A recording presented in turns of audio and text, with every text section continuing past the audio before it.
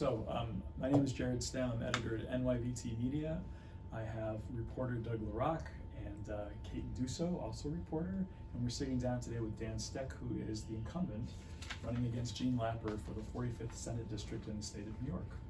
So we're pleased to be sitting down with you, and we're going to start the proceedings off with just tell us about yourself. Sure. Born and raised right in Glens Falls. Grew up, went to Queensbury High School, Clarkson University.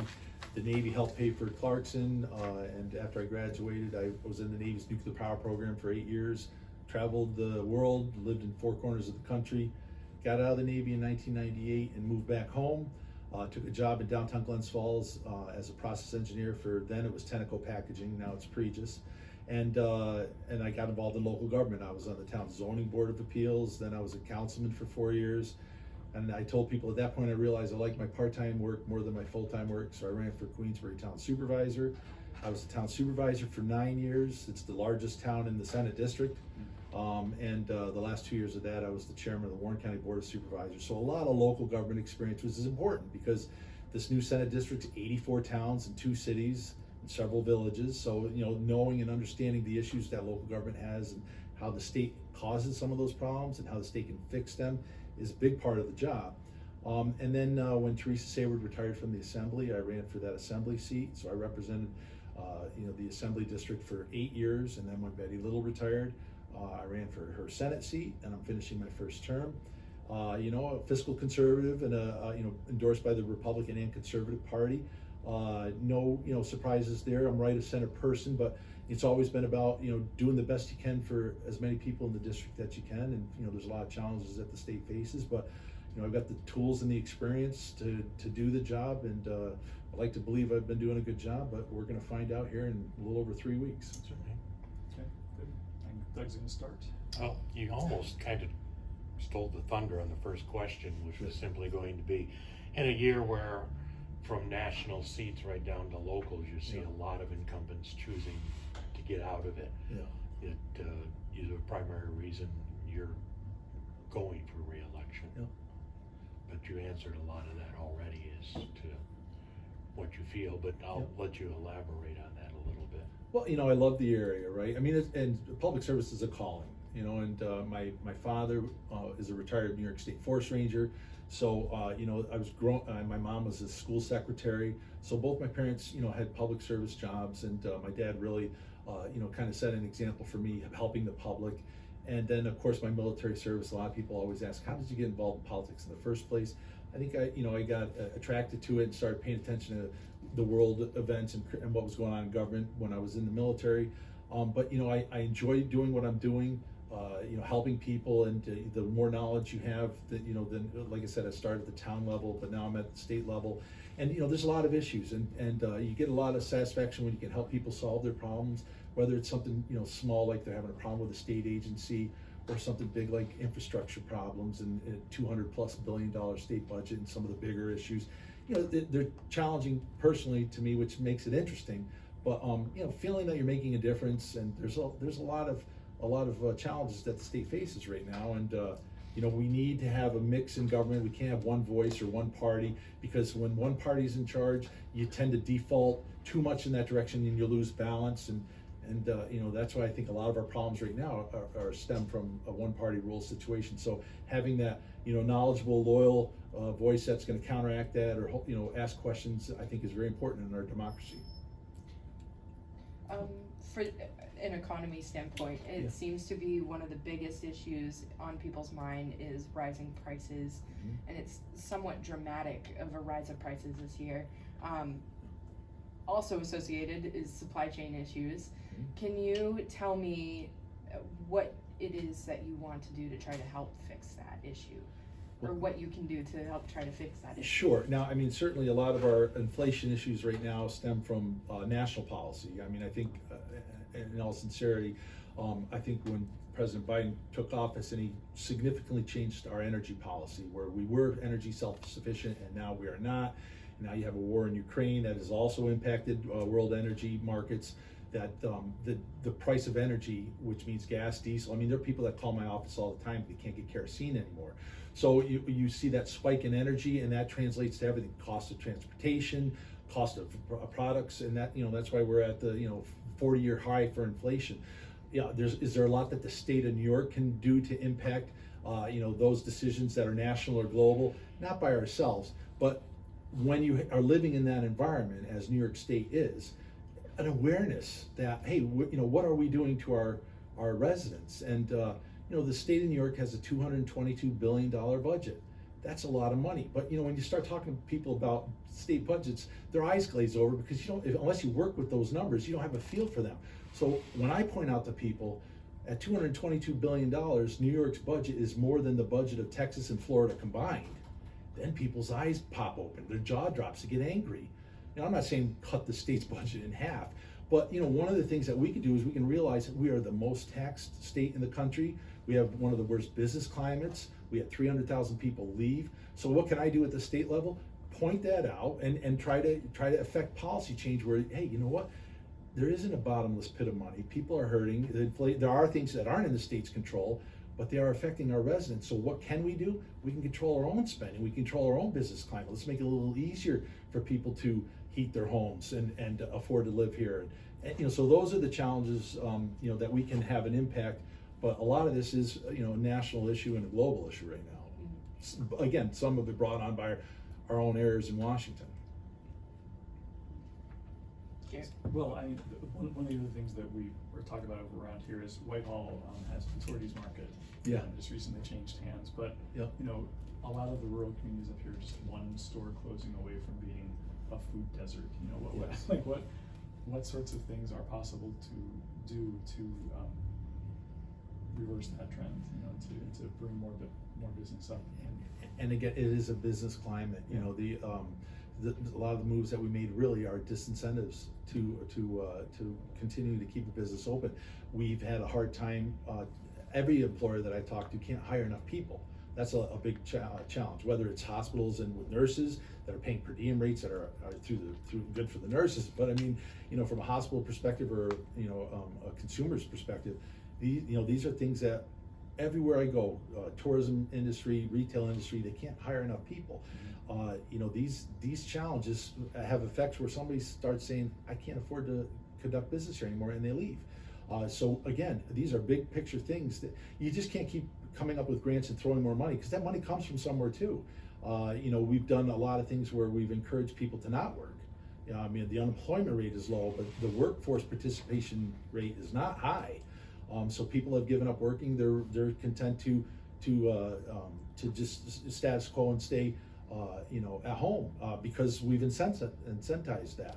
So I think removing those influencers, it would help bring employees back. But again, if you can't afford to run a business here, you're going to close and leave. And again, it's a ripple effect. It'll snowball, and it has. I'm going to follow up on one thing about unemployment figures. Mm-hmm. There's a dirty little secret, from what I'm told, in that once someone exhausts their benefits, Mm-hmm. they fall off the unemployment roll. Right. They haven't got a job. Correct. But they're no longer counted Well, as unemployed. Right. So whatever the number is, 2.3, 3.5, could literally be double that in reality. Right. That's just it. The flip side to the unemployment rate is the workforce participation rate. So what you have is when somebody decides to stop looking for work, they retire, or they just say, I'm gonna not work anymore. They're removed from the denominator of that equation, and so now it'll falsely make the unemployment rate look good. It'll look like, oh, there's tons of jobs, and well, there are more jobs now than people that want to work them. So the unemployment number, when you say, oh, it's 3.5% or 4%, that's historically a good number. But when you look at, that's because so many people have given up looking for work, that number looks low. But again, if you're an employer, it doesn't matter to you if the person's not there anymore or just doesn't want to work. They can't find employees, and almost without exception, they're complaining. Every business owner that I talk to, and I talk to a lot of them, they can't hire enough people. Yeah. Roe versus Wade. Mm-hmm. It's elevated abortion rights back onto the front hot topic button. Yep. Some are saying it actually has given Democrats some cannon fodder in what to fight back with and what was considered to have been a year of a red wave. Mhm. Do you agree that Well, it's certainly an issue. I mean, the recent Supreme Court decision from a few months ago did put it back on the front burner as far as a news story or an issue to talk. I think the important thing to remind people is that what the Supreme Court did was it sent it back to the states, and they say this is up to the legislatures to decide. Now, if people don't like that, then that's the presidential appointment to the Supreme Court. If they're concerned about the federal government changing legislation, that's a great question to ask congressional candidates. But in New York State, it's settled law. The legislature has already acted on legislation on abortion, and that law is established. It's not likely to change, frankly, ever in New York. Yeah. Follow up on that two-part. Your stance on whether you're pro-life or pro-abortion, Yep.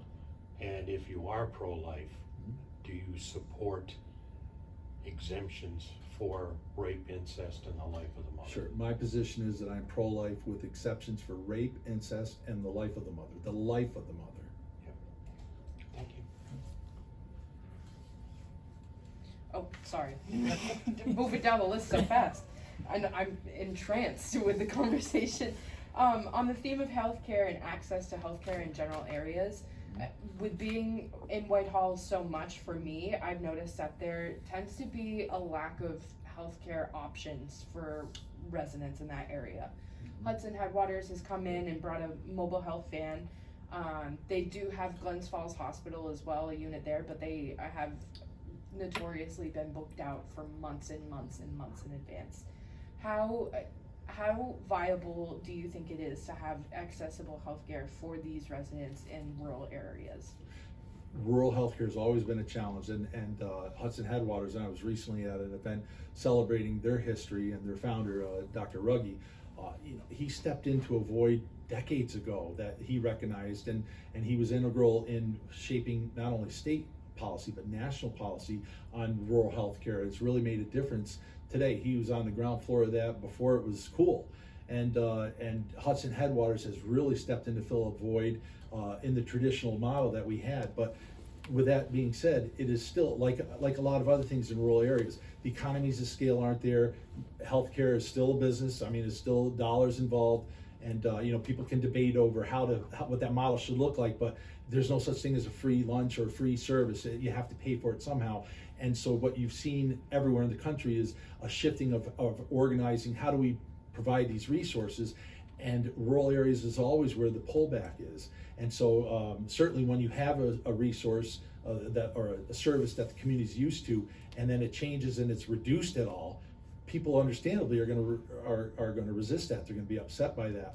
I mean, Whitehall to Glens Falls, is not awful, but I mean there are examples in northern New York where you're 45 minutes to an hour from the closest hospital or doctor's office, and these challenges have been made worse because of the pandemic, because of the overall difficulty to find people that want to fill these jobs, and so you've got traveling nurses that are making I've heard in some cases $200 an hour.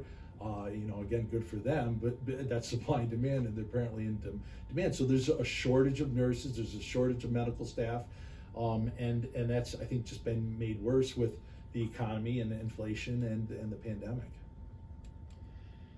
One of the other hot button topics this year is gun control and crime, violence. Many areas, not so much perhaps in your district, but in the more urban areas. I mean, you watch the Capital District news, I'm sure, it seems at least once a week there's a murder or a shooting or something going on. The state has done some tightening of gun control. Is that an answer? Well, no, but first I want to jump back to something you said, because I want to take mild exception to it. I mean, certainly New York City's crime in big cities is off the charts.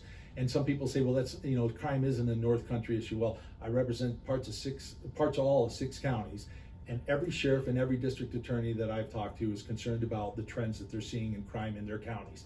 I can also say just in 2022 alone, There's been 2 murders in Plattsburgh. This is in my Senate district. There's been 2 murders in Plattsburgh. There's been a murder in Tupper Lake. There was an officer-involved shooting in Saranac Lake. That was a fatality. And just last week, there was a murder in Malone. So we've seen an increase in violent crime even in the district. Now, since one-party rule came into effect in 2018, the Senate flipped to Democrat control. So now both chambers and the governor are under one party, and there was a pent-up desire to tinker with all things criminal justice. Within those first couple of years of controlling all the power, they changed what is and isn't legal in a lot of instances. There's been a constant drumbeat of rhetoric against, about defunding the police or anti-police rhetoric coming out of my colleagues on the other side of the aisle. And cashless bail has been a disaster. The corrections, and right here in Washington County, Great Meadow and Washington Correction, I've been there. There's been a lot of violence, increase in violence in our correctional facilities, parole. So there was a systematic change in attitude when the Democrats took over all government in Albany. That has been bad for criminal justice, and we're seeing that result right now.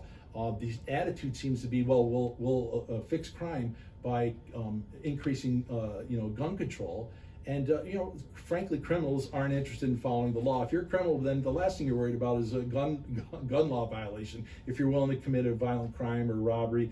And so this idea that somehow we're going to water down the rights of law-abiding people and their ability to protect themselves makes no sense. It's not supported by the data. And people are furious, but yet we keep going back to more gun control. And really, what we need to do is start cracking down on criminals. You know what? Instead of a revolving door in this bail reform where we're not locking anyone up anymore, hammer them, especially if they're going to commit a crime with a gun. If you're going to commit a crime with a gun, then you punish the person. You don't turn them loose on the street again to go reoffend. And that's the direction that we're heading. Part of that, you just answered part of my follow-up question, was on the concealed carry law. Yeah.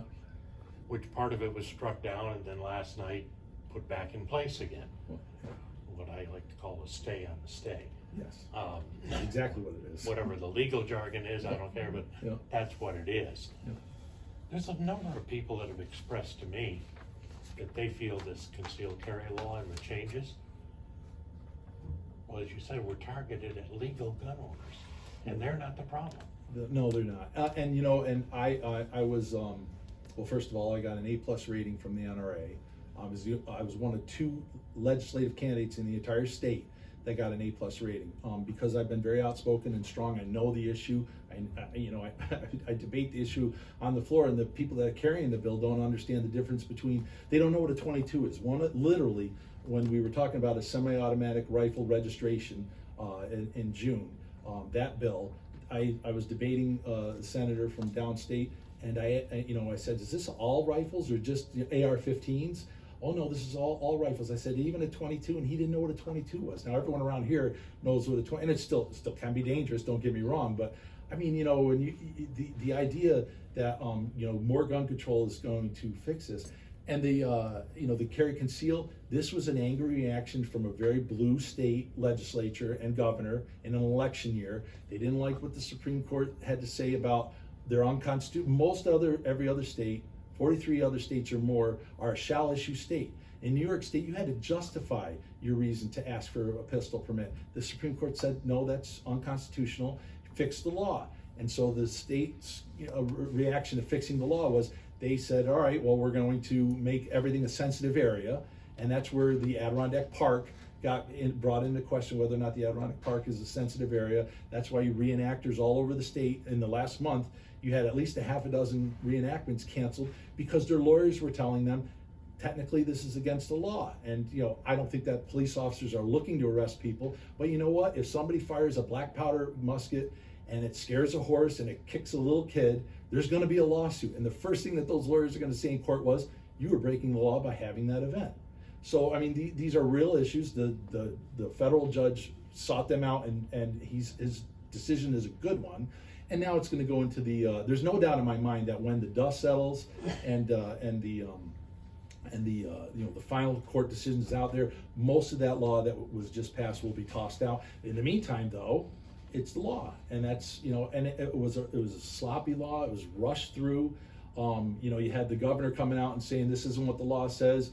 And yet, on the debate floor of both the Senate and the Assembly, the Democrats that were sponsoring the bill were saying, oh yeah, no, we mean to ban them in the Adirondacks. So who's right, the governor or the bill sponsor? And certainly, if you read the law is pretty clear what is and isn't illegal. Do I think that law enforcement is looking to enforce all this? No, but you know what, that's not the point. The point is that the state of 19 million people, we ought to be doing legislate. I wouldn't want this kind of work for my high school kid, let alone out of the state legislature. It was very sloppily done. And again, it's missing the point. The crime is coming not from the law-abiding gun owners. In fact, the first question I asked on debate was, where's the statistics of how many of these crimes are being committed with people that are lawfully on, and they couldn't give me an answer. The answer's out there. They didn't want to share the answer. And the last thing I want to say on the gun issue, because I know we're here right on the border with the state line with Vermont, state of Vermont has almost no gun laws as far as registration, and you know what? It's not overrun with gun violence. You know, people don't picture Vermont as the Wild West where, you know, there's no gun laws and now we've got violence in the streets of Burlington or Rutland. So again, I think that's a good anecdotal thing to point to and say, you know, the disrespecting the gun owners is not the way to fix our crime problem. It's fixing the bad laws that we've passed in the last 4 years is the way to do that. Do you think that since it was the original law 100 years ago, it was struck down by the Supreme Court, and this appeal process is already in the Supreme Court, do you think you'll see this law back in front of the U.S. Supreme Court? If it goes that far, and does it take a year to get there, or does it take 10 years to get there? Or at some point does somebody say, all right, you know what, I suspect that a federal court, as this moves up, they're going to continue because they have to measure it off of the Supreme Court ruling, and the Supreme Court ruling was very clear. That's why on debate, you know, there was no doubt that this was an unconstitutional act. It was an act of defiance. I called it a legislative temper tantrum. The state of New York Democrat-run Assembly, Senate, and governor were furious with a conservative Supreme Court ruling on guns, and they wanted to show them. I mean, they were literally shaking their fist at the wind. And whether it takes a year or 10 years, I'm sure that most of that law will be found unconstitutional. I mean, this conversation also applies to the bill reform conversation. Yeah, sure. You know, but it's not a zero sum game either or kind of thing. Correct. There's definitely room in the middle. Absolutely. What's the room in the middle? Well, for starters, and this, you know, there was a young person in Rikers that was put in there for allegedly stealing a backpack. The kid was there for, I believe, over a year. I think he was let out. I think eventually, he took his own life, if I remember the history correctly. But there was one egregious case that due process and speedy trial and all that failed one person in Rikers. Now, most people around here don't know this, but Rikers is not a state of New York correctional facility. Rikers is a New York City facility. So if there was a systemic problem with the laws and the administration and management on that case, it wasn't a state correction facility, it was New York City.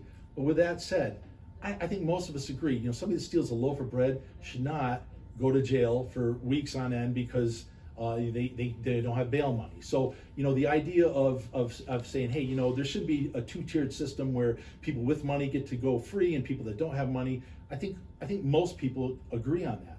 What did not happen was they didn't sit down with law enforcement. They didn't sit down with the District Attorneys Association. They didn't sit down with the Sheriff's Association, they being the Democrats that wrote this law.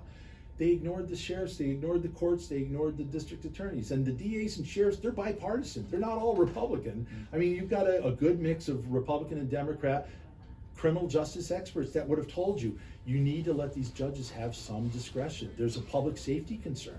You know, I mean, you know, yes, you know, you don't want to lock somebody up because they can't afford it. But you also can't have people turn loose 3 hours later to go right back into the mischief that the cops pulled them out of. And we've seen case after case in the news over the last couple of years. And let me further add, one of the things that irritates me about bail reform is it was done as part of the budget. I just got done talking about our state budget is larger than Texas and Florida's combined. It's $222 billion. There's plenty to talk about just in the dollars and cents, but we're going to cram in something that's controversial and not financial, like bail reform. Bail reform should have been done on its own as a standalone. Why was it done as part of the budget? Because that was the leverage that was used. They wanted to get that through, and they commingled it with billions of dollars of funds to get yes votes on it. It's a very frustrating system that we have, but they ignored the sheriffs, they ignored the DAs. The judges need to have more discretion to look at the history of the offendant and the likelihood of committing an unsafe or violent crime, and factor that into whether or not you hold the person sometimes just a couple of days of cooling down is enough. I mean, and again, talking to the sheriffs and district attorneys in my district, they are all very upset with the bail reform laws. And again, I mean, we're talking, people like Jeff Murphy, Sheriff Murphy here in Washington County, District Attorney Jason Carasone in Warren County, Sheriff Jim LaFar in Warren County. These are, people that know and have elected these people to these offices. These aren't troublemakers. These aren't people that are looking to throw people in jail just for kicks. They're fair-minded people. They're hardworking people. They've got stellar reputations, and they are saying the law that they have to follow is unsafe for the public. It's gone too far the other way. So really, we should be scrapping bail reform, and we should be starting over and involving stakeholders and experts, not advocates that just hate and think that our whole criminal justice system is upside down and needs to be thrown out. It's not true. Can it be improved? Of course it can. But again, the idea of saying, well, we don't need we don't need to talk to the sheriffs and the district attorneys and the courts about bail is very arrogant. I mean, it's the height of arrogance to say we're not going to talk to experts. And in the state of New York, we're kind of leading right now as one of the most, one of the states that's losing most of the population. So 300,000 people last year. Yeah. I'm interested to hear about your opinion of how to get people to stay and how to get people back into the state of New York with such a big loss. I mean, 40 years ago, it was a whole entire different area. You had a lot more people here, and it was one of the most populated spots in the nation. But now we're in a whole different case. First of all, times have changed. A lot of jobs are more transportable, or more. You can do a lot of jobs remote, right? So, certainly can't operate a factory remotely, but there's a lot of our economy now is very mobile. And so I think that's a reality. So clearly there, one of the things that we can do, and the state has done, is invest in that kind of technology, broadband, cellular. People will stay here if they have access to the market. But the other thing that's discouraged people is that over those years, we've gotten less and less competitive. We are one of the most anti-business climate states in the country. We're one of the highest tax states in the country. So people ultimately are going to vote with their feet. They're going to vote with their wallets, right? I mean, most people say, the old saying, it's the economy, stupid, right? When they, famously, a few presidential elections ago, that was, the saying. But people will make financial decisions and move. And so if you're discouraging them because you're taxing them into oblivion, or you're making it impossible to put a shovel into the ground because of environmental regulations or poor infrastructure, then people are going to say, all right, we're not going to stay here, and they're going to leave. So recognizing that and reversing that trend, and again, that doesn't mean, hey, let's throw the environment out the window and regulation and safety out the window, but we should be benchmarking ourselves. Why are people leaving for Tennessee or South Carolina? What is it there? Now, I mean, clearly New York has assets. We've got a great education system, both public and higher ed. It's fantastic in New York. It can be expensive, but it's an asset of ours. We have a water resource that much of the rest of the country wishes that they had. It's beautiful. We've got a lot of history. I mean, we got the Norman Rockwell, the Four Seasons. Who wouldn't want to live here? But if somebody says, look, my dollar's only going to go so far, and it will go farther if I leave New York State, you're going to have people leave. Doesn't help when you have two governors, the current governor and the last governor, say, if you're a conservative, we don't want you here, move out of the state. I mean, that's just not a welcoming message to a large portion of the state. We have a diverse state, and that includes a diversity in thought and political thought. There's a lot of people that honestly feel that public safety is important. We like our police. We respect the Second Amendment. I mean, these are good people. These are our neighbors. To treat them like they're not wanted here because they don't have a certain mindset, again, is not sending the right message. But most people are leaving because of financial opportunity, fiscal opportunity, an economic advantage.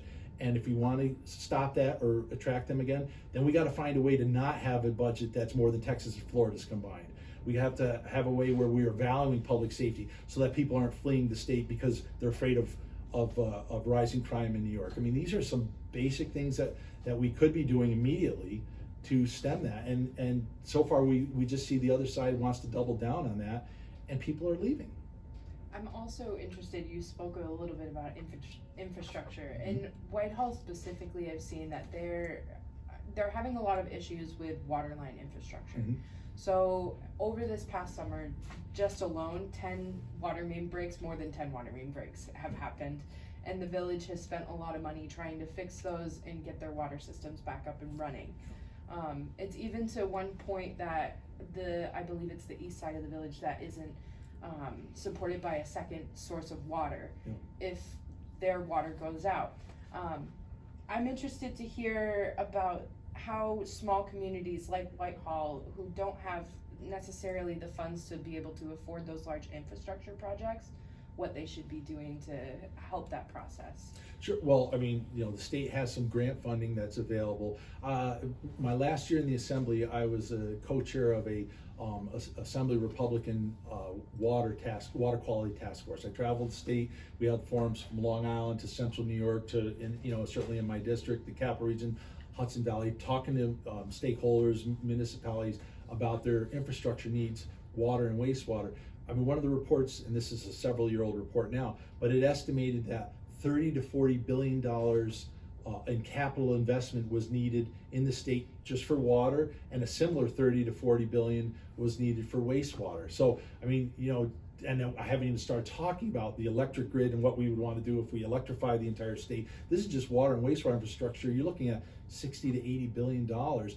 So the state has been putting in a couple $2 billion a year into grant availability for water and wastewater. It never goes far enough. I mean, there's a lot more demand, so a lot of municipalities apply for these grants, and not everyone that applies is getting them. So again, I get back to that $222 billion state budget. That's not to say that all the money that we spend is poorly spent. I think, but some of the areas we could shift more focus into. I would prefer us to see us doing that infrastructure for water and wastewater. It's good for the environment. It's good for our economy. Because it's not sustainable. If all of a sudden Village Whitehall says, finds out, hey, you need to spend $100 million on, where would they get $100 million? The ratepayer could never afford that. And I don't think that that's a realistic number, but I'm just saying if they had a really holy smoke scary number, and you crunch numbers, say, that means that now somebody's gonna have to pay $1,000 a year for water, then the town's not gonna be able to afford that. So, I mean, the grant funding is where that's important to help, but there's never enough of it. And I also have a bit of a follow-up question. Specific to COVID in Whitehall, there was a lot of small business that ended up closing their shops because they weren't able to handle the shutdown that happened in the beginning of the year. And I know that there's grant programs and such to get them back on their feet now, but what is something that you would like to see done statewide that can help with those small businesses get back on their feet and get their business back if they're so inclined to, even though these past 2 years have been absolutely insane and wild? Yeah, well, there's been some small business tax cuts and COVID relief that was done in the revenue bill of this year's budget. The revenue bill I voted in favor of, and there's some relief there. But again, another example of COVID relief, the ERAP, it's an acronym, but it has to do with the renter's assistance for people that you got landlords that are screaming that, hey, my tenants aren't paying me, and they have jobs, they can pay me, but there was a eviction moratorium, and message was sent to people, you didn't have to pay your rent anymore. Guess what? Some people abuse that, and landlords are suffering. Well, the state created a fund for that. It wasn't big enough. It evaporated very quickly.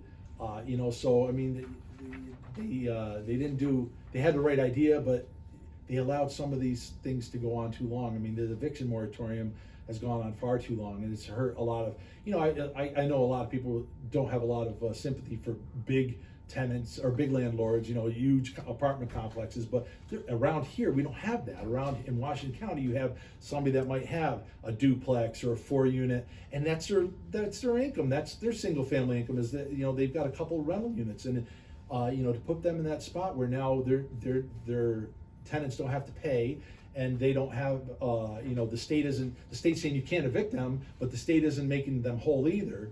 These were some of the mistakes that were made during COVID. I think another big mistake that was made during COVID, though, is that the legislature, understandably, and I voted, it was almost unanimous in the assembly, to give the governor emergency powers. But what happened is, after 3-6 months of that, we realized, all right, you know what, the day-to-day, hour-to-hour, I need to make a split-second decision was over. We were still in a crisis, but the legislature was capable of functioning. The legislature refused to take that authority back from the governor. So we were continuing to allow Governor Cuomo have all this unchecked authority, and the legislature, the Assembly and Senate Democrats didn't want to take that back. And had we taken that back, we could have maybe addressed some of these policies sooner before they snowballed away. And now we've got a bigger mess on our hands right now with COVID. I just have a question. When you go out to talk to voters, what are the 4 major things they are concerned about? Inflation, or gas and energy, but just prices in general. Yep. Criminal justice, bail reform specifically. Although I have a lot of corrections officers, so they talk about HALT, which is a solitary confinement issue in the corrections facilities. Guns. Those are the 3, and I would say 4th one now would be the Roe v. Wade. And just they ask, because there's a lack of clarity. What does this mean? I think there's been a lot of people that have it's in the public consciousness, so they're talking about it, and then there's a lot of people that are kind of suggesting, like, somehow New York State is going to be some sort of healthcare desert when it comes to these services.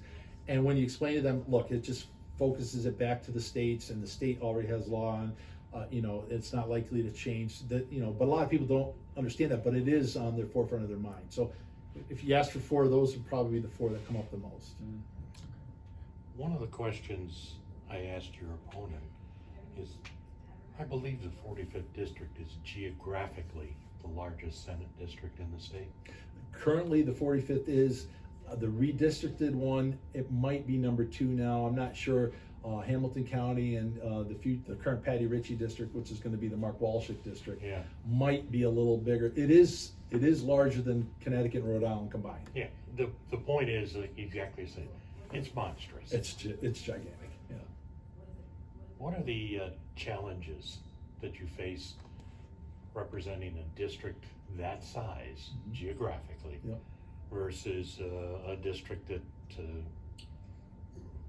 your fellow Senator Jim Tedisco might represent, which is geographically considerably smaller. Right. You cram less in a day, because a larger portion of my day is travel time. It's in the car. Today's a great example. I woke up and got on the road before 6 a.m. because I had to be in Rouse's Point. So I went from Queensbury in Warren County to Rouse's Point, which is the northeast corner of the state. Literally from where I was, you could see Vermont and Canada. That was a little over 2-hour drive. I had to be in Rouse's Point by 8 a.m. And then I had to turn around from Rouse's Point and come down here to Granville. So there are some days that I'll drive 350, 400 miles in a day. And as a matter of fact, today I was asked in Rouse's Point, did you come up this morning or did you come up the night before? I'm like, no, I came up this morning. So that travel time, and I don't mind, but that's time that I'm not at a business, at a hospital, in a meeting, in my office. It's just, so the challenge is it sucks up the driving time. You have to concentrate on your driving. You can maybe do some things on the phone.